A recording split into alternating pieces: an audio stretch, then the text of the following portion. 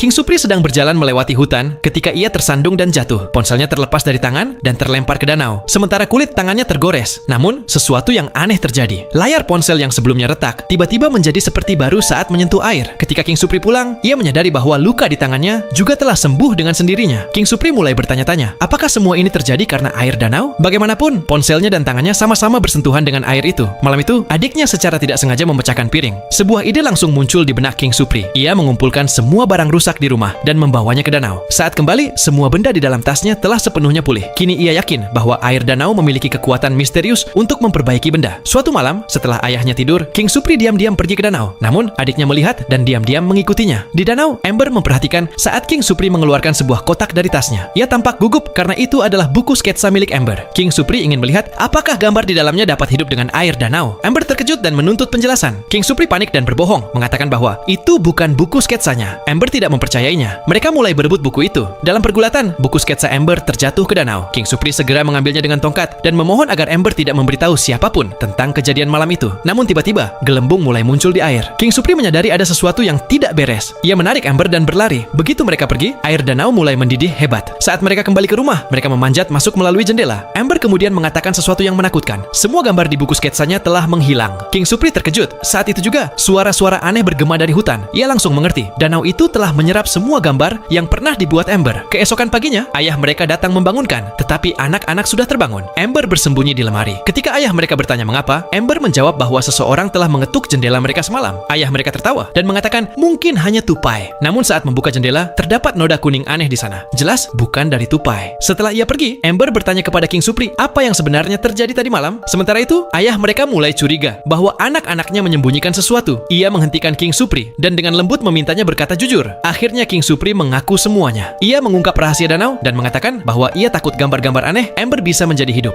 Ayah mereka awalnya terkejut lalu berkata, "Ayo, masuk ke mobil." King Supri menyadari bahwa ayahnya tidak mempercayainya. Ia mengantar anak-anak ke sekolah dan pulang. Saat membereskan rumah, ia melihat bahwa piring yang dipecahkan Amber beberapa hari lalu telah utuh kembali. Sementara itu, di bas sekolah, King Supri merasa gelisah. Amber menatap keluar jendela. Tiba-tiba, cahaya biru melintas di langit. Lalu, dari ladang jagung, muncul makhluk biru aneh. Wujudnya hampir seperti mainan raksasa. Saat itu, King Supri akhirnya mengerti. Monster kartun dari gambar Amber telah menjadi nyata.